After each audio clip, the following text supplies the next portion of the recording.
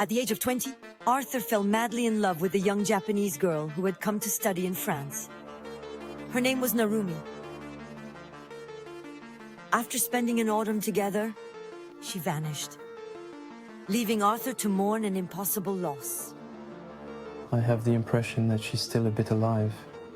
You know, when you don't have anything to say for sure that she's dead, it's very complicated. I simply lived 2-3 months with her. But for her family, who knew her all their lives, it's even more difficult to accept such a disappearance. As long as there's no certainty, there's always a certain amount of hope. After that, I also try to be realistic.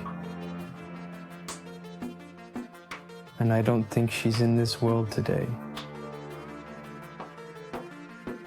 A mysterious disappearance at the root of an extraordinary criminal enigma between Japan, South America, and France. At the heart of the suspicions is a young Chilean, Nicolas Zepeda, a former boyfriend of the victim, whom she had been seeing before Arthur. This Tuesday in Besançon, he is on trial for murder. A crime that remains without a corpse. He's the prime suspect, so at some point, I would simply like him to reveal what really happened.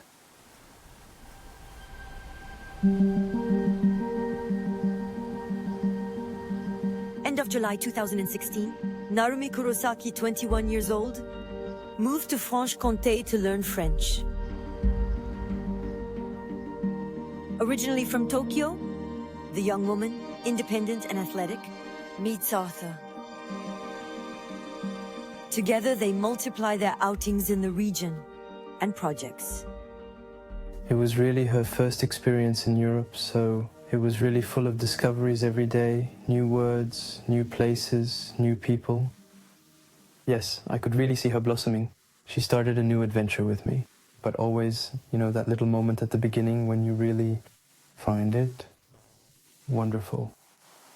We wanted to spend Christmas together, a 2-week vacation at my place, to introduce her to my family. Sunday afternoon, December 4th, Narumi went to her dance class. At 4 p.m., she drops in to kiss Arthur on campus, where they both have university rooms. Then she heads back to her building 100 meters away. That was the last time Arthur said he saw her alive.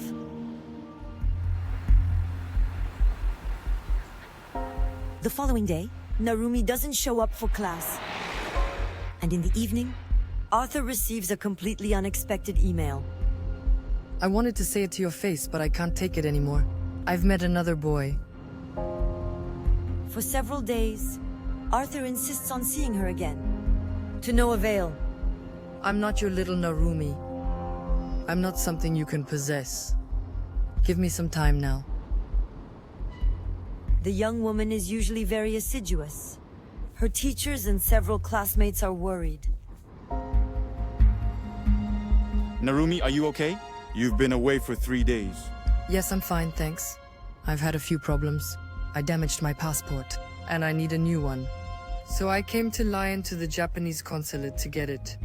But thanks for your concern. Is Narumi really the author of the messages? Arthur has his doubts.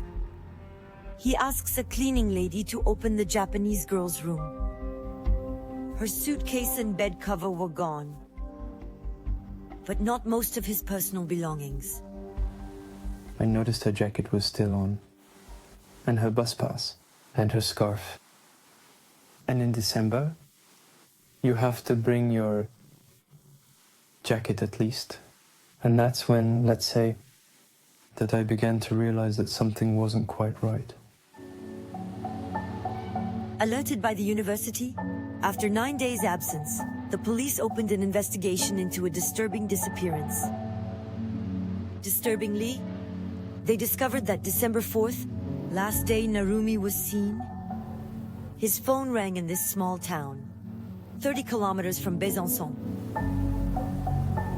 At 9 p.m., she dined in this restaurant, in the company of a man. Francis was their waiter that evening. He was in a suit, and she was in a dark dress, as I recall.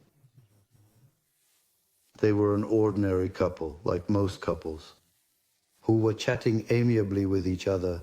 They didn't look like lovers in love. We couldn't say it was like two lovers holding hands and all. No, they were fine. They were holding each other. There was no tension, any tension, nothing.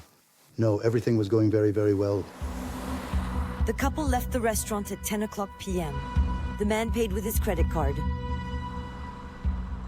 He is Nicolas Zepeda, the young woman's Chilean ex-boyfriend. At 11 o'clock p.m., they enter the hall of residence together, captured on surveillance camera. The police questioned the young woman's neighbors. Several had heard screams that night. Around 3 o'clock in the morning, Anne-Laure slept on the same floor. During the night, I heard booms on doors and furniture, and then I heard a very shrill, high-pitched, loud scream. It stopped after a minute and then started again. I couldn't move. I was really terrified, yes. Are those Narumi's cries? Did Nicolas Zepeda assault her? No one saw the young man leave the building. The video surveillance does not cover the emergency exit. The police can't question him. The young man has already left France.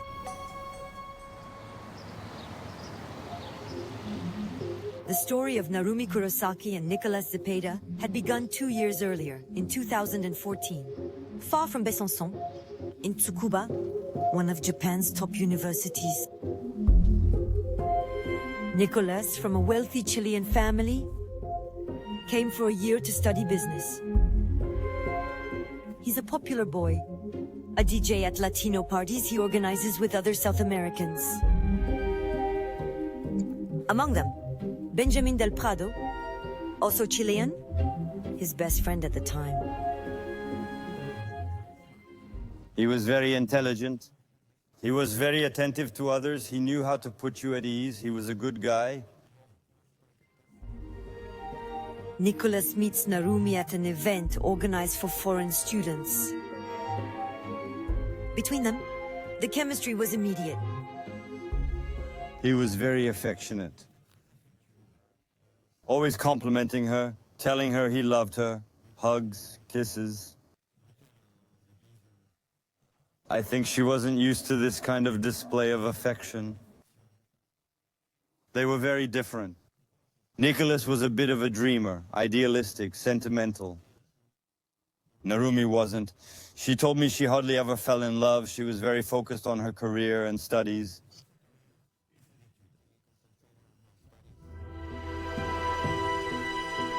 When Nicolas returns to Chile at the end of his exchange year, Narumi comes to spend a month in South America, where she met Nicolas's parents.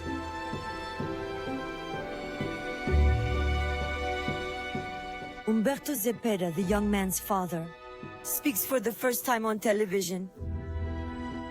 He recalls the young woman's visit with great emotion. Nicola described her as his girlfriend. In Chile, we say polola, fiancé.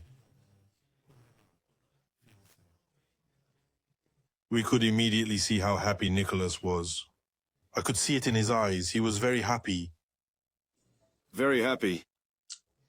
And I could see that it was the same for Narumi. She was very happy.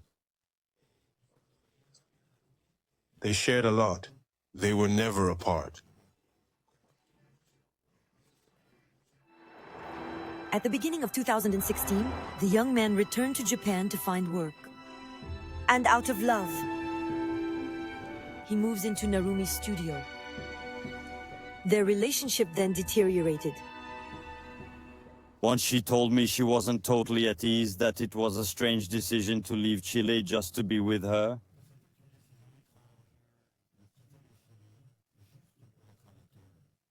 He was looking for work in a country where he didn't speak the language.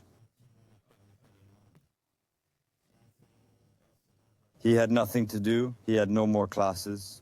Sometimes Narumi wanted to go out with her friends and Nicolas would get annoyed. He complained of being neglected. And there were lots of arguments and tantrums. Narumi left at the end of July for her year of study in France, leaving Nicolas alone in Japan. Quickly on Facebook, the young woman shows off her new life, surrounded by her new friends. Nicolas could hardly have borne it. He suspected her of flirting with other boys, in particular Arthur. September 7th, 2016. Nicolas posted on YouTube a message in the form of an ultimatum. The video is a declaration. Recently, Narumi has behaved badly, which forces her to respect certain conditions if she wants to save this relationship. She has to show that I can trust her and pay a little price for what she's done, and realize she can't go left or right and make these kinds of mistakes when someone loves him. Early October, the young woman decides to leave him. It's too much for me. Too much oppressive love. Really, I can't take it anymore. I need to give you back your freedom. So I need to break up with you. Back then, in Japan, Nicolas confided in another student. He was telling me why Narumi wants to leave me when I'm doing my best. And I treat her like a princess all the time? He was so sad, he was crying, really crying. He was telling me... You know, I had to give up a lot of things in Chile to come to Japan. I did all that for her, and she wants to leave me. It's unfair.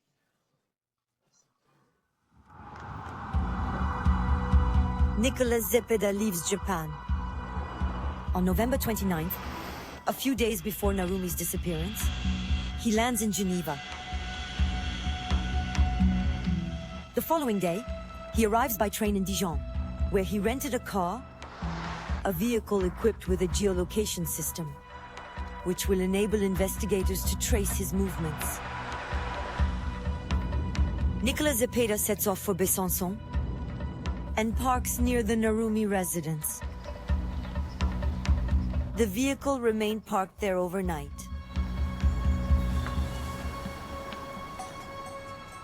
The next day, in the shopping center, the young Chilean uses his credit card to buy a bleach spray, a 5-liter can of kerosene, and matches. On December 4th, after 96 hours spent in the vicinity of the residence, Nicolas Zepeda allegedly approached Narumi to ask her out to dinner. According to him, a friendly invitation? A version that Randall Schwadorfer finds implausible, the civil party's lawyer on the case. What were Nicolas Zepeda's intentions? I believe when you travel so many miles, when you make so much effort to come and see someone, it's not just to be friends. It's not just to have a 2-hour chat in a restaurant. In the Jura, even if the Jura is nice. So I think Nicolas Zepeda's objectives weren't just to see Narumi again or just to spend an evening with Narumi. I think we went way beyond that in his expectations. So in what way did Narumi, or not answer, what could it have caused? After that evening, Narumi will never be seen again. Nicolas Zepeda's car did not leave the residence until 30 hours later. On the morning of December 6th, he would have spent 2 hours in this local forest. Investigators suspect that he disposed of Narumi's body here. Despite an intensive search, they found no trace of it. Did the Chilean really kill the Japanese girl? And if so, how? The suspect, may have given a clue himself. Nicolas Zepeda will then leave for Spain at his cousin's, and we'll have a discussion initiated by Nicolas Zepeda about the time it takes to die of asphyxiation or suffocation. Quite astonishing. In any case, it was significant enough to raise questions, including his own family. Nicolas Zepeda then lied to avoid suspicion. This is the room where I used to have meetings with the students. Jeremy Bride was one of Narumi's teachers in Japan. He also knew Nicholas. I call him to see if he's heard from Narumi. He tells me that, not at all, that he hadn't been in touch with her recently. That's when he tells me a little about Narumi's character. He also told me that once they'd gone on vacation together, and just like that, for no reason at all, she had disappeared. And that for several hours he had no news of Narumi, and that they had to look for her and found her by the sea. I think he was telling me that she had a special relationship with the sea and so on. Another disturbing testimony comes from one of Nicola's acquaintances who wishes to remain anonymous. According to her, the Chilean contacted her on December 11th to translate some phrases into Japanese. He told me he'd started taking Japanese lessons and had learned some new phrases, but he wanted to know how to say it more informally, because that's not how you learn it at school. I said yes, of course, and I translated these 2 precise sentences. I'm going on a trip alone, and I recently got a new boyfriend. Just after, Narumi's mother receives these messages, accompanied by a photo of Arthur, the young Frenchman she met in Besançon. I recently got a new boyfriend. I'm going on a trip on my own. Investigators believe that Nicolas Zepeda has taken control of Narumi's phone, and that since December 5th, since her disappearance, he's the one who writes to all his friends and family. For justice, 1 month after the young woman's disappearance, there is only one suspect. Narumi's family and friends, questioned by investigators, were quick to point to the invasive and worrying personality of her Chilean-born ex-boyfriend. Suicide, voluntary disappearance are clearly ruled out.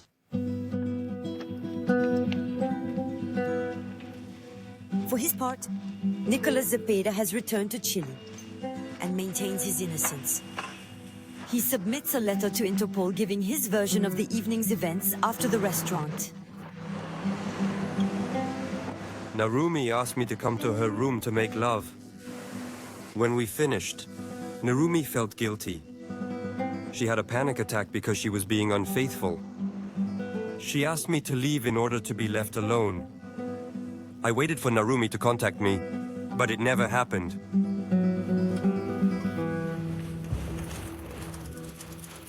Years passed before Chile examined the extradition request from the French courts. Nicolas Zepeda, would you like to make a statement? No? Perfect. Nicolas Zepeda's lawyer criticizes the French investigation, which he says is based on mere hypotheses.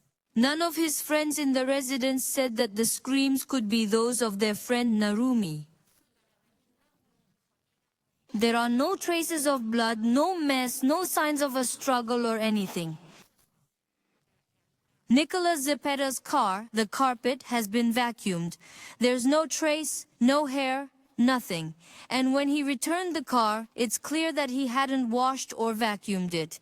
If the investigation can't even rely on Narumi's body, there must at least be powerful, serious evidence to support the existence of a homicide. And that's not the case here. Finally, extradition is granted. In the summer of 2020, Nicolas Zepeda leaves Chile for France. In Besançon, the examining magistrate indicted him for murder and answers the accusation point by point. You buy a 5-liter can of flammable products. What's it for? I used to work at Rent-A-Car. The safety instructions were to take a spare can of petrol with you if the distances were too long. Why did you ask for translations? If she says I asked her to translate these sentences, she's lying. Incarcerated in this prison for over a year and a half, Nicolas Zepeda still has the support of his parents. His father plans to attend the 3-week trial which begins on Tuesday.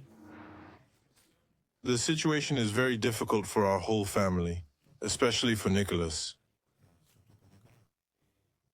He's alone in a country he doesn't know.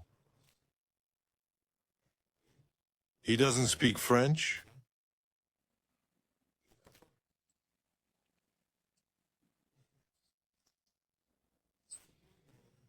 He is very sad and worried about not knowing what happened to Narumi.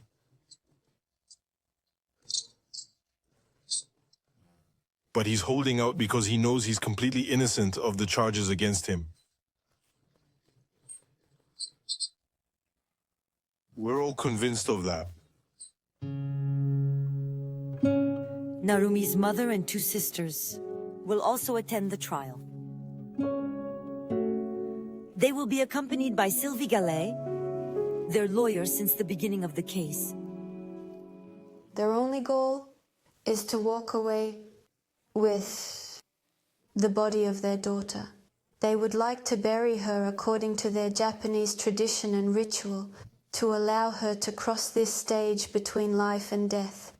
They live frozen. They have been living for 5 years with the ghost of their daughter. The accused's French lawyer declined to answer our questions. Presumed innocent, Nicolas Zepeda, now 31, faces life imprisonment.